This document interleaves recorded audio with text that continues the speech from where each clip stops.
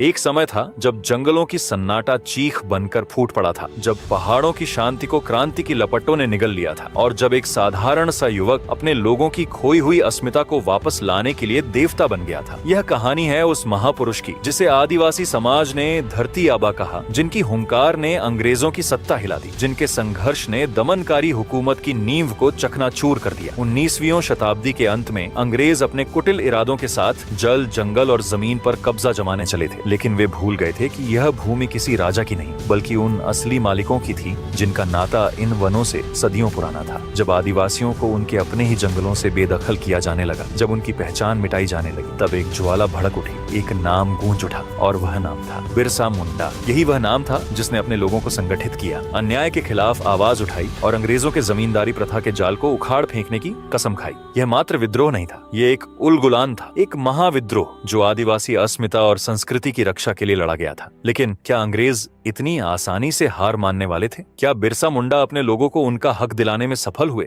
या फिर इतिहास ने उनके साथ कोई ऐसा खेल खेला जिसे जानकर आपका हृदय कांप उठेगा? तो चलिए शुरुआत करते हैं उस महानायक की गाथा से जिसे धरती का पिता कहा गया। वह योद्धा जिसने आदिवासियों की खोई अस्मिता को वापस लाने के लिए पूरी सत्ता से टकराने की ठानी। वह नायक जिसका नाम अंग्रेजों के लिए एक भय था और अपने लोगों के लिए एक आस। शुरू करते हैं बिरसा मुंडा की वो कहानी जिसे आपसे छिपाया गया। तो बात है उस सर्द नवंबर की रात की जब रांची जिले का उलिहातू गांव चारों तरफ से जंगलों और पहाड़ियों से घिरा हुआ था। आसमान साफ था, सितारे चमक रहे थे, मानो कुछ खास होने की खबर दे रहे हों। हवा ठंडी थी, पेड़ों के पत्तों को हिलाते हुए हल्की सीटी बजा रही थी। गांव में एक छोटी सी झोपड़ी थी, मिट्टी की दीवारें, ऊपर घास की छत। अंदर कर्मी हटू नाम की औरत दर्द से कराह रही थी। उसका पेट फूला हुआ था, बच्चा आने वाला था। बाहर गांव की कुछ औरतें इकट्ठा थीं, कोई मंत्र पढ़ रही थी, कोई हाथ जोड़कर अपने जंगल के देवताओं से दुआ मांग रही थी। पास ही सुगना मुंडा खड़ा था, चुपचाप, मन में उथल पुथल लिए। कुछ बुजुर्ग पेड़ के नीचे बैठे धीमी आवाज में बात कर रहे थे, भगवान सब ठीक कर देगा।